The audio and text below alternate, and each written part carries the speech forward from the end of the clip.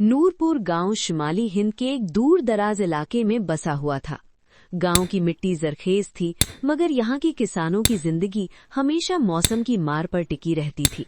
तंग गलियां, कच्चे मकान, दरारों से भरी दीवारें और छतों पर सूखी घास के ढेर, यही नूरपुर की पहचान थी। सर्दियों में ये गांव और भी ज्यादा मुश्किल हो जाता था। हवा में बर्फ जैसी सनसनाहट, घना कोहरा और रातों में हड्डियों को जमा देने वाली सर्दी। इसी गांव में रहता था सलीम, एक सादा सा किसान।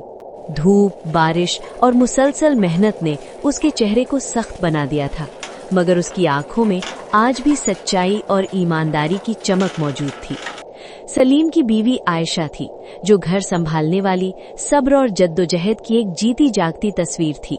उनका बड़ा बेटा अमान पढ़ाई के साथ साथ खेतों में बाप का हाथ बटाता था।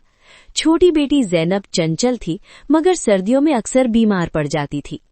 खेती ही उनका वाहिद सहारा थी, मगर पिछले कुछ बरसों से कभी कहत और कभी सैलाब ने उनकी कमर तोड़कर रख दी थी। एक सर्द सुबह, जब कोहरा पूरे गांव को अपनी लपेट में ले चुका था, सलीम खाना खाने बैठा ही था कि दरवाजे पर जोर की दस्तक हुई। ये आवाज थी गांव के महाजन फरीद बख्श की, अमीर, घमंडी और बेरहम। जो पैसे थे वो तो कंबल के लिए बचाए थे, अगर दे दिए तो बच्चों को सर्दी से कैसे बचाएंगे। मगर महाजन का खौफ हर बात पर भारी था। सलीम ने खामोशी से पैसे दे दिए, कंबल चला गया, दवाइयां रुक गईं और फिक्र और बढ़ गई। माह की सख्त सर्दी के बीच अचानक कई दिनों तक मूसलाधार बारिश होती रही, फिर बर्फबारी शुरू हो गई। जब सलीम खेत पहुंचा तो उसकी आंखों के सामने अंधेरा छा गया। फसल मुकम्मल तौर पर तबाह हो चुकी थी। घर लौटते वक्त उसकी आंखों से आंसू बह रहे थे। इसी दिन महाजन फरीद बख्श आया और घर के साथ साथ खेत भी छीन लिए। गांव के बाहर एक शिकस्ता सी झोंपड़ी में रहती थी बीबी रहमत, 70 साला बूढ़ी औरत, अकेले और बेसहारा। वो उपले बनाकर बेचती और किसी तरह अपनी जिंदगी गुजार रही थीं। एक सख्त सर्द रात वो रास्ते में बेहोश होकर गिर पड़ी। उसी वक्त सलीम और उसका खानदान भटकते हुए उसी झोंपड़ी तक पहुंचा। सलीम ने बीबी रहमत को उठाया, चूल्हे के पास बिठाया।